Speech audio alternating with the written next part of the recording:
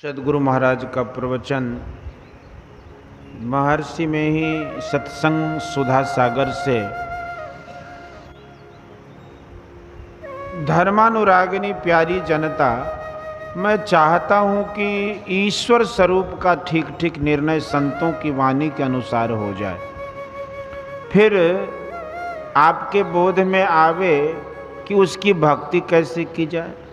जब तक स्वरूप समझ में नहीं आवे तब तक उसकी भक्ति कैसे की जाए, बोध में नहीं आता। फिर उसके लिए संयम करना चाहिए जिससे उस भक्ति मार्ग पर ठीक ठीक चला जाए। इन्हीं सब आवश्यक बातों का बोध करने और कराने के लिए सत्संग है। आपको रूप, रस, गंध, स्पर्श और शब्द का प्रत्यक्ष ज्ञान है। इन बाहर के पदार्थों के अतिरिक्त और कोई कुछ प्रत्यक्ष रूप में जानते हैं, ऐसा नहीं। लोग इन्हीं को जानते हैं और इन्हें जानने के लिए सबको पंच ज्ञानेंद्रियां हैं। आँख से रूप, कान से शब्द, जिह्वा से रस, नासिका से गंध और त्वचा से स्पर्श जानते हैं। ये सब कैसे हैं? सोचिए, जो कुछ भी आप देखते हैं सभी एक तरह से रह जाए, हो नहीं सकता। रूप एक तरह रहे, शब्द एक तरह रहे, हो नहीं सकता। शब्द के लिए लोग कहते हैं कि यह अनाश है। सुनने के समय शब्द सुनते हैं, उसके बाद उस शब्द को नहीं सुन सकते। लोग विचार में ही जानते हैं कि पहले के भी शब्द आकाश के गर्भ में है, परंतु इसका प्रत्यक्ष ज्ञान नहीं है। जब उसको प्रत्यक्ष कर ले तब उसको नित्य समझेंगे। प्रत्यक्ष नहीं करने पर भी विचार में ऐसा ज्ञान है तो यह आज के ख्याल में अयोग्य नहीं है। शब्द ऐसा नहीं है कि वह पानी में सड़ जाए या आग में जल जाए। जब आप कहते हैं कि शब्द आकाश का गुण है, तो जहाँ गुणी है वहाँ गुण रहे, यह असंभव नहीं है। आप स्थूल इंद्रियों के द्वारा स्थूल यंत्रों से स्थूल आकाश के शब्द सुनते हैं। जल, बर्फ और वाष्प स्थूल हैं। बर्फ कठिन होने से कठिन, उसका जल होने से तरल और फिर वाष्प होने से वाष्प रूप होता है, किंतु फिर भी स्थूल है, क्योंकि स्थूल इंद्रियों से इसका ज्ञान होता है। सृष्टि का विकास एक ही बार में ऐसा हो गया सो नहीं। इसका पूर्व रूप सूक्ष्म था और है, उसके बाद स्थूल, पहले सूक्ष्म मंडल जिससे स्थूल मंडल बना। इस तरह जो बना सो कभी ना कभी बिगड़ेगा, यह असंभव बात नहीं है। ऐसी चीज को देखते हैं जो थोड़े समय में बदल जाती है, कोई ऐसी चीज भी है जो जल्दी नहीं बिगड़ती, तो इसके लिए भी आप विचारते हैं कि यह कभी न कभी बदल जाएगा। स्थूलाकाश का विकास सूक्ष्माकाश से हुआ है। यह स्थूलाकाश बदलकर सूक्ष्माकाश में रहेगा और यह भी नहीं रहेगा। सांख्य ज्ञान और संतों के विचार के अनुकूल जानने में आता है कि सृष्टि बनने के लिए एक महान तत्व है जिसको प्रकृति कहते हैं। सृष्टि में उपज, ठहराव और विनाश है, जिसके परिवर्तित, विकृत, स्थूल में इन तीनों के काम होते देखे जाते हैं। उसके मूल में ये तीनों नहीं हो संभव नहीं है। उत्पन्न करने की शक्ति को रजोगुण, पालन करने की शक्ति को सतोगुण और विनाश करने की शक्ति को तमोगुण कहते हैं। ये तीनों गुण सृष्टि के मूल मसाले प्रकृति में ही हैं। अथवा यूँ भी कह सकते हैं कि ये तीनों गुण ही साम्य रूप में प्रकृति कहलाते हैं। अथवा यूँ भी कह सकते हैं कि त्रैगुण के सम्मिश्रण रूप को साम्यावस्था धारणी मूल प्रकृति कहते हैं। किसी गुण का उत्कर्ष और किसी का अपकर्ष होता है, तब सृष्टि होती है। उस प्रकृति से बुद्धि, बुद्धि से अहंकार, अहंकार से सेंद्रिय और निरेंद्रिय दो प्रकार की सृष्टि हुई।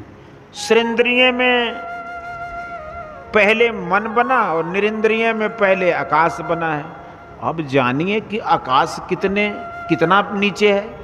पहले विचार द्वारा किसी वस्तु का सिद्धांत स्थिर होता है, फिर प्रयोग द्वारा उसको प्रत्यक्ष किया जाता है। बिना दार्शनिक विचार के बोध नहीं हो सकता कि जिस स्थूलाकाश में हम हैं यह आकाश का अपर रूप है, पूर्व रूप नहीं है। यह स्थूलाकाश सूक्ष्माकाश में लय हो जाएगा। इस प्रकार जब स्थूलाकाश का नाश होगा तब उसका शब्द भी नहीं रहेगा। इसलिए इस स्थूलाकाश का शब्द सत्य नहीं हो सकता। मुंह से शब्द निकलता है, वचन वर्धक यंत्र उस शब्द को दूर तक फैला देता है। यंत्र नहीं रहे तो दूर दूर तक उस शब्द को नहीं सुन पाते। इसलिए शब्द नहीं है या कोई बात नहीं है। इस तरह वह काया कर देते हैं कि तब शब्द नित्य कैसे नहीं हो सकता। मैं कहता हूं कि जिस स्थूलाकाश का गुण शब्द है उस स्थूलाकाश के लय होने पर स्थूल शब्द कैसे रह सकता है। इसलिए यह शब्द नाशवान है। विनाश दो प्रकार के हैं, एक केवल बदल जाए परंतु अत्यंता भाव नहीं हो। जैसे आपका शरीर बदलता है, बचपन से अभी तक है, बदला है, किंतु अत्यंता भाव इसका नहीं हुआ है। शरीर के मरने और जलाए जाने पर भी इसका अत्यंता भाव नहीं होता। किसी न किसी रूप में इसके भौतिक तत्व रहते हैं, इसलिए उसका रहना हुआ बदलते रहने के कारण असत्य कहा गया। जैसे लोकमान बाल गंगाधर तिलक जी ने कहा है कि कोई झूठ बोलता है, दूसरा कहता है कि वह झूठा है। इसका अर्थ यह नहीं है कि आदमी है ही नहीं है, किंतु वह अपना वचन बदलता रहता है, इसलिए वह झूठा है। समर्थ रामदास की दासबोध नामनी पुस्तक में है कि 100 वर्ष केवल धूप ही धूप होगी, यह भूमंडल जलकर चूना हो जाएगा। 100 वर्ष तक मूसलाधार जल की वर्षा होगी, जैसे इंद्र ने वज्र पर जल वर्षा की थी, उससे भी विशेष मूसलाधार वर्षा होगी। इस प्रकार वह चूना गलकर पानी हो जाएगा। तब 100 वर्ष तक केवल प्रचंड हवा चलेगी, तब सब पानी कण कण होकर पवन स्थिर अग्नि में लय हो जाएगा। अग्नि हवा में लय हो जाएगी, हवा आकाश में लय हो जाएगी, आकाश अहंकार में, अहंकार महतत्व में अर्थात बुद्धि में, अब बुद्धि प्रकृति में लय हो जाएगी और प्रकृति ईश्वर में लय हो जाएगी। क्या अंतिम के लय स्थान के बाद अतिरिक्त और पदार्थों को आप ईश्वर मानते हैं? ये सभी नाशवान पदार्थ हैं। परमात्मा भी यदि नाशवान हो तो उसकी भक्ति करके क्या लाभ? सभी धर्म के लोग परमात्मा को अनाश मानते हैं। गुरु नानक का वचन है कि अलख अपार अगम अगोचरी नाति सुकाल न कर्मा। जो काल की मर्यादा से बाहर है उसका नाश कैसे हो सकता है? केनोपनिषद में लिखा है कि यन मनसा न मनुते येना हुर मनोमतम तदेव ब्रह्म त्वं विद्धि नेदं यदिदम उपासते। अर्थात जो मन से मनन नहीं किया जाता बल्कि जिससे मन मनन किया हुआ कहा जाता है उसी को तू ब्रह्म जान। जिस इस देश काला विच्छिन्न वस्तु की लोग उपासना करता है वह ब्रह्म नहीं है। यहाँ इस शब्द बहुत महत्व का है। इस नजदीक की चीज को कहते हैं और उस दूर की चीज को कहते हैं। इस इंद्रिय गोचर पदार्थ को कहा गया है। जहां आप सशरीर हो वहां इंद्रिय गोचर पदार्थ नहीं हो, कैसे संभव है? इंद्रिय गोचर पदार्थ परमात्मा नहीं हो सकता। इंद्रियों के ज्ञान में वह आ ही नहीं सकता। श्वेत केतु एक मुनि पुत्र था। उन्होंने अपने पिता से ब्रह्म स्वरूप की जिज्ञासा की। मुनि ने श्वेत केतु से कहा कि तुम वट वृक्ष से एक फल ले आओ। आज्ञा पाकर मुनि पुत्र ने तुरंत एक फल ले आया। पिता ने कहा कि फल को टुकड़ा करो। श्वेत केतु ने उसका टुकड़ा किया। पिता ने पूछा इसमें क्या है? पुत्र ने कहा इसमें छोटे छोटे कई दाने हैं। पिता ने कहा एक दाने को लेकर उसे भी तोड़ डालो और देखो कि क्या है। श्वेत केतु ने उसे तोड़ा और कहा कि इसमें 2 दालें हैं। पिता ने पुनः पूछा कि दोनों दालों के बीच में क्या है? पुत्र ने कहा कि दोनों दालों के बीच में कुछ नहीं है। पिता ने कहा यदि दोनों दालों के बीच में कुछ नहीं है तो वृक्ष कैसे हुआ? बीच में कुछ अवश्य है, वह अव्यक्त है। जिससे वृक्ष हुआ वह इंद्रियों के ज्ञान में नहीं है। इंद्रियों का राजा मन, मन पर बुद्धि का शासन है, इसलिए बुद्धि तक इंद्रियां मानते हैं। मन संकल्प विकल्प करता है, बुद्धि उसको कहते हैं जिसमें विवेचना शक्ति है। अहंकार उसको कहते हैं जिसमें अपनेपन का ज्ञान हो। चित्त उसको कहते हैं जिसमें हिलाने डुलाने की शक्ति हो। इसके हिलाए बिना मन संकल्प विकल्प नहीं कर सकता है। बुद्धि विचार नहीं कर सकती और अहंकार का मैं हूं का ज्ञान नहीं हो सकता। चित्त इन तीनों को हिलाता है। इन इंद्रियों से परमात्मा को नहीं पहचान सकते। इंद्रियों के बाद कुछ और भी इस शरीर में है कि नहीं? तुम तो इसी शरीर में हो। तुम क्या लूले लंगड़े हो? तुम इंद्रियों से परतत्व हो। मन बिना इंद्रियों के कुछ काम नहीं कर सकता। बिना कान के मन बाहर में कुछ सुन नहीं सकता। बिना आंख के मन बाहर में कुछ देख नहीं सकता। किंतु तुम अपने को अपने से देख सकते हो और अपने से ही परमात्मा को भी देख सकते हो। जैसे समूचे शरीर को आंख से और आंख को फिर आंख से देखते हो। दादू दयाल जी का शब्द है कि दादू जाने ना कोई संतन की गति गोई, अभिगत अंत अंत अंतरपट अगम अगाध अगोई, सुन्नी सुन्न सुन्न के पारा अगुन सगुन नहीं दोई, अंडन पिंड खंड ब्रह्मंडा सुरत सिंध समोई, निराकार आकार न ज्योति पूरन ब्रह्म न होई, इनके पार सार सोई पई हैं, तन मन गतिपति खोई, दादू दीन लीन चरणन चित मैं उनकी शरण होई। संतों की चाल छिपी हुई होती है। वह कहाँ तक जाते हैं, किस होकर जाते हैं, वह अविगत तक जाते हैं। उस तक जाने का मार्ग अपने अंदर है। उस पर चलते हुए सभी पर्दों को पार करते हैं। गोस्वामी तुलसीदास जी के वचन में है कि माया बस मति मंद अभागी, हृदय जवन का बहु विधि लागी, ते सठ हठ बस संशय करही, निज अज्ञान राम पर धरही, काम क्रोध मद लोभ रत गृहासक्त दुख रूप, अते किमि जानहि रघुपति ही मूढ़ पड़े तमकूप। उपर्युक्त दादू दयाल जी के शब्द में 3 सुन बताए गए। सुन्नी सुन्न सुन्न के पारा। इसी को हमारे गुरु महाराज बाबा देवी साहब कहते थे कि अंधकार का सुन, प्रकाश का सुन और केवल शब्द का सुन। स्थूल अंधकार में सुन, सूक्ष्म प्रकाश में सुन और कारण महाकारण केवल शब्द में सुन।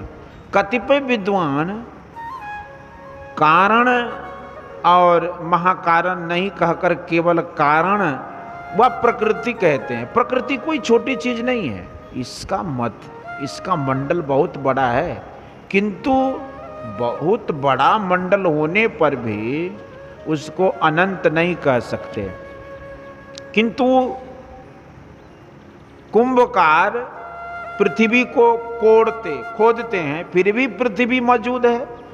जहां जहां पृथ्वी कोड़ते हैं वहां वहां पृथ्वी कंपती है। जितनी मिट्टी से बर्तन बनाते हैं उतनी मिट्टी उस बर्तन का कारण है। सभी कारणों को मिला दीजिए तो महाकारण है। जहां से सृष्टि होती है वह प्रकृति की विकृति अंश है।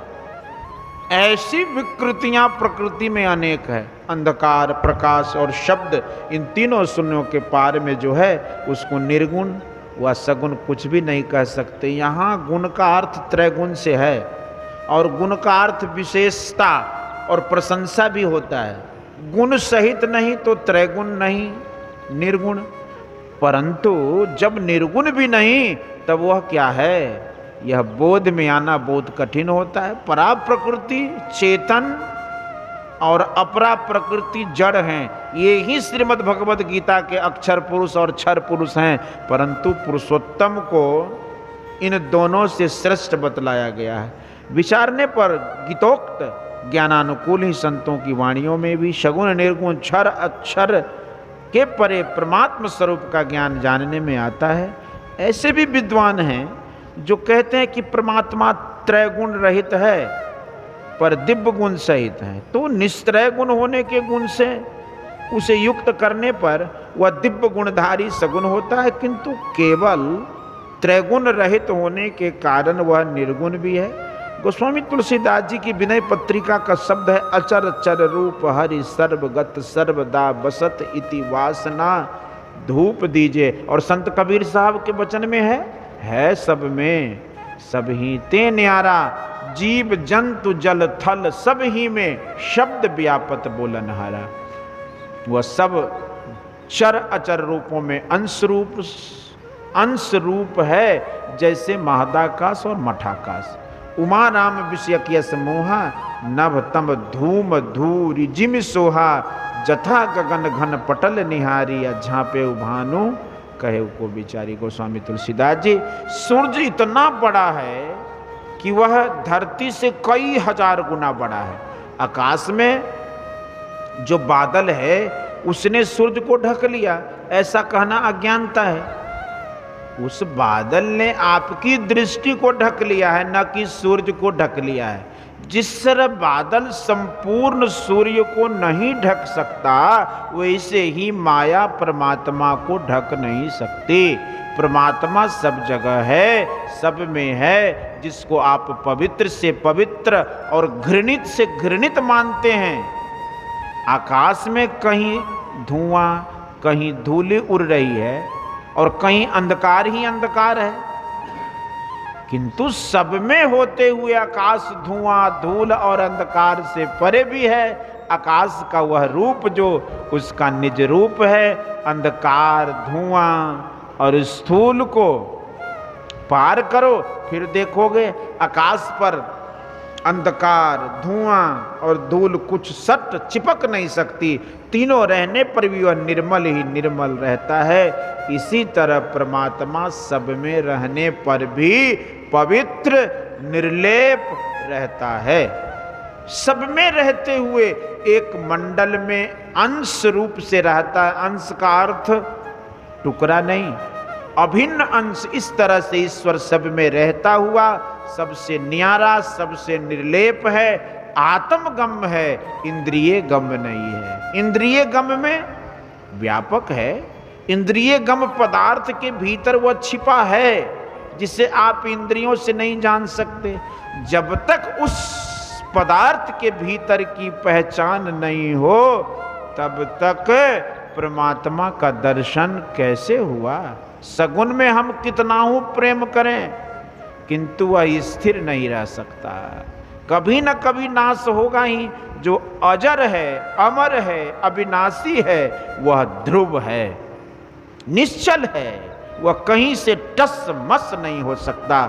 जो अनादि अनंत है वह अपरिमित शक्ति युक्त है। उसमें क्या गुण है, मेरी परिमित बुद्धि उसका गुण वर्णन नहीं कर सकती। निरूपम न उपमा आन राम, समान राम निगम कहे, जिम कोटि सत खद्योत सम रवि, कहत अति लघुता लहे, यही भांति निज निज मति विलास, मुनि सहरि ही बखा नहीं, प्रभु भाव गाहक अति कृपाल, सब प्रेम सुनि सचु पावहीं। गोस्वामी तुलसीदास जी, इसका पूरा पूरा वर्णन कौन कर सकता है, वह अवर्णनीय है। बोलिए श्री सद्गुरु महाराज की जय। यह प्रवचन पूर्णिया जिला के श्री संतमत सत्संग मंदिर सिकलीगढ़ धरारा में दिनांक 26/11/1955 ईस्वी को प्रातःकालीन सत्संग में हुआ था। बोलिए श्री सद्गुरु महाराज की जय।